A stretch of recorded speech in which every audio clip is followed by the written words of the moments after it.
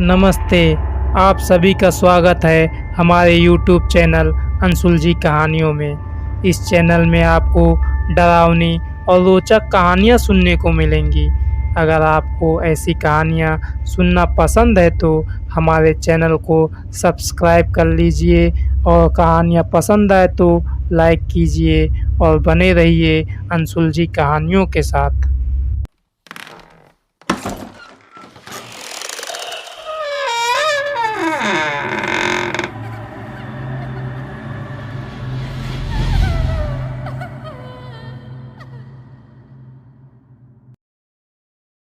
अगर आपने इस कहानी का पहला भाग नहीं देखा है तो पहले उसे देख लीजिए, क्योंकि तभी आप लोग इस कहानी का पूरा आनंद उठा पाएंगे। पहले भाग का लिंक मैंने डिस्क्रिप्शन में डाल दिया है, उस लिंक में जाकर आप लोग पहले भाग को देख सकते हैं। पहले भाग में दिखाया गया है कि आर्मी और दरिंदों के बीच जंग हुआ। उसके बाद रवि कश्यप उन दरिंदों का पीछा करते हुए नर्क की जगह गलती से जलते हुए मुर्दों की दुनिया में पहुंच गया, जहां पर जलते हुए मुर्दों से रवि कश्यप को एक दरिंदे ने बचाया और फिर उस दरिंदे ने रवि कश्यप को नर्क के बदले हुए नियमों के बारे में बताया। अब आगे। अचानक उस दरिंदे के मुंह से मैंने अपना नाम सुना। रवि कश्यप, तुम न्याय की संदूक से नियमों की किताब को क्यों नहीं बदल देते? तब मैंने कहा, तुम्हें मेरा नाम कैसे पता?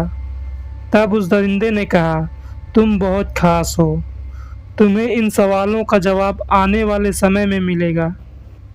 मैंने कहा, मैं कैसे उन नियमों की किताब को बदल सकता हूँ? तब उस दरिंदे ने कहा, तुमको ही नियमों की किताब को बदलना होगा, क्योंकि इंसान खतरे में है। किसी इंसान को तो आगे बढ़ना होगा, ये सब ठीक करना होगा। तुम यहाँ तक पहुँचे हो, इसका अर्थ यही है कि तुम हिम्मत वाले हो। तुमको ही इंसानों को बचाना होगा। नियम की किताब को बदलने में मैं तुम्हारी मदद करूँगा। मैं उसकी बात सुनकर तैयार हो गया। उसने फिर एक जादुई दरवाज़ा बनाया और हम लोग वो दरवाज़ा पार करके नर्क की दुनिया में आ गए। हम लोग एक रेत के मैदान में थे। कुछ दूर चलकर हम लोग उस सीमा में आ गए जहाँ पर लोगों की आत्माओं को उनके बुरे कर्मों की सज़ा मिलती है। हम एक लकड़ी के पुल पर चल रहे थे और पुल के नीचे आग की नदी बह रही थी। हमने वो पुल पार कर लिया। वहाँ पर मैंने लोगों की दर्द से रोने, बिलखने और चिल्लाने की आवाज़ सुनी, जो लोग अपने कर्मों की माफ़ी मांग रहे थे। हम लोग ने उस जगह को पार किया और एक महल के सामने पहुँच गए। वो पूरा महल सोने से बना था। तब उस दरिंदे ने कहा, इस महल में है वो किताब जिसे हमें बदलना है, लेकिन हमें सावधानी से महल के अंदर जाना होगा। कहीं किसी ने देख लिया तो आफत आ जाएगी। उस दरिंदे ने मुझे एक कंबल दिया और कहा, इसे ओढ़ लो। तब मैंने कहा, कंबल क्यों दे रहे हो? इसे ओढ़ने से क्या होगा? फिर उस दरिंदे ने कहा, ये कोई मामूली कंबल नहीं है, ये एक जादुई कंबल है। इस कंबल को ओढ़ते ही तुम्हें कोई नहीं देख पाएगा। मैंने वो कंबल ओढ़ लिया। सच में मैं गायब सा हो गया था। मैं अपने आप को भी नहीं देख पा रहा था। हम लोग महल के अंदर गए और उन दूसरे दरिंदों से बचते बचते हम उस जगह पर पहुंच गए जहां पर वो न्याय की संदूक रखी थी। मैंने वो कंबल उतार दिया और उस जगह को देखने लगा। एक बहुत बड़ा कुआं था। उस कुएं में ऊंची ऊंची लपटों वाली आग जल रही थी और उस कुएं के बीचों बीच वो सुनहरी न्याय की संदूक हवा में झूल रही थी। मैंने यह देखकर उस दरिंदे से कहा, वहां तक मैं कैसे पहुंचूंगा? उस संदूक तक पहुंचने का कोई रास्ता भी नहीं है और ये आग ऊंची ऊंची लपटों के साथ जल रही है। हमारे पास वो पुरानी नियमों की किताब भी नहीं है। तब उस दरिंदे ने कहा, वो पुराने नियमों की किताब मेरे पास है। ये देखो, और ये आग नर्क की आग है जो सब कुछ जला सकता है, लेकिन तुम्हें कुछ नहीं होगा। तुम वहां तक जा सकते हो। ये आग जिंदा इंसानों को नहीं जलाती। तुम चलते हुए आराम से वहां तक जा सकते हो। तुम इस कुएं में गिरोगे नहीं। मैं उस दरिंदे की बात सुनकर आगे बढ़ा और अपना पहला कदम उस कुएं के अंदर रख दिया। मेरा कदम जैसे उस कुएं में ना पड़ के किसी जमीन में पड़ा हो, ऐसा लग रहा था। मैंने अपना दूसरा कदम भी उस कुएं के अंदर रख दिया और मैं हवा में खड़ा था। सच में मैं उस कुएं के अंदर गिरा नहीं। मैंने उस दरिंदे से वो नियम की किताब ली और उस न्याय की संदूक की तरफ जाने लगा। मैं उस संदूक के पास पहुंच गया। मैं सोच रहा था, अब ये संदूक कैसे खुलेगी। तब उस दरिंदे ने कहा, उस संदूक को हाथ लगाओ, वो अपने आप खुल जाएगी।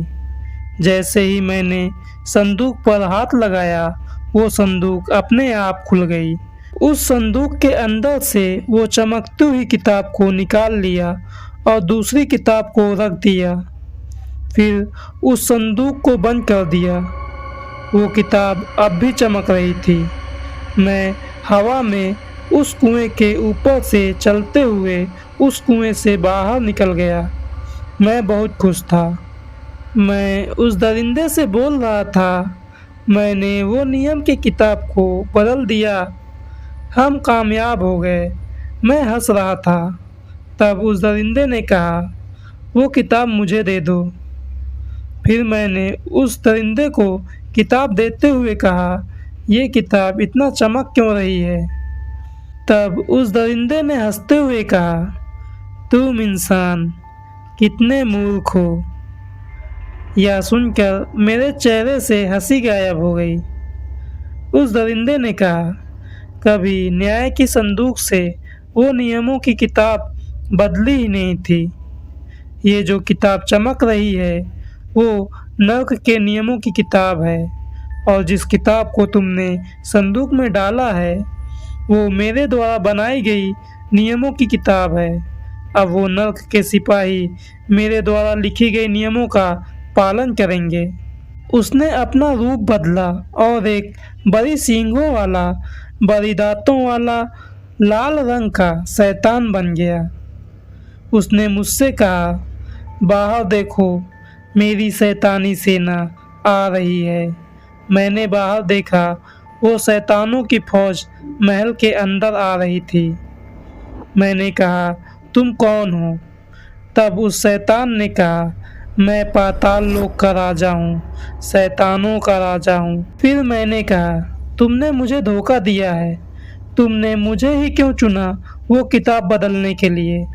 तब उस दरिंदे ने हंसते हुए कहा, तुम इंसान सवाल बहुत पूछते हो, लेकिन मैं तुम्हारे हर सवाल का जवाब दूंगा, क्योंकि तुमने मेरा बहुत बड़ा काम किया है जो मैं कभी नहीं कर पाता। रवि कश्यप, तुम बहुत खास हो। तुम यम नक्षत्र में जन्मे हो। ये नक्षत्र कई हजार सालों में एक बार आता है। तुम्हारे अंदर नर्क की आग की शक्ति है, तभी तो इस कुएं की आग ने तुम्हें जलाया नहीं। तुम इस कुएं के ऊपर हवा में चल पाए और उस न्याय की संदूक को खोल पाए।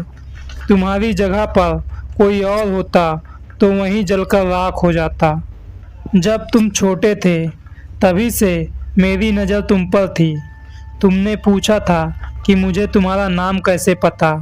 तुम्हारे पिता को मैंने तुम्हारे बचपन में ही मार दिया था, और उसका रूप लेकर मैंने तुम्हें पाल पोस कर बड़ा किया। यह सुनकर मुझे बहुत गुस्सा आ गया था। फिर मैंने गुस्से में कहा, जो दरिंदे इंसानों पर हमला कर रहे थे वो कौन थे? तब उस शैतान ने कहा, वो दरिंदे शैतानी सेना थे। पहले मैंने उन्हें श्राप से मुक्त किया, फिर नर्क के सिपाही का रूप लेकर इंसानों पर हमला कराया। ये सब मेरा प्लान था तुम्हें यहाँ तक लाने के लिए। इंसानों पर हमला करने से मेरे दो काम हो गए। पहला, मेरे शैतानी सेना की भूख मिट गई। उन्होंने इंसानों को मारकर खा लिया जिससे उनकी शक्ति बढ़ गई। और दूसरा, तुम मेरे जाल में फंसकर यहाँ आ गए। अब मैं नर्क की अग्नि से डांगरी को मुक्त करूँगा, फिर उस शक्ति से पूरे ब्रह्मांड पर राज करूँगा। फिर वो हंसने लगा। उसने नर्क के सिपाही को बुलाया और मुझे काल कोठरी में डलवा दिया। रवि कश्यप अब शैतानों को कैसे रोकेगा? शैतान के द्वारा बनाए गए जाल से रवि कश्यप कैसे निकलेगा? क्या रवि कश्यप शैतानों का सामना कर पाएगा?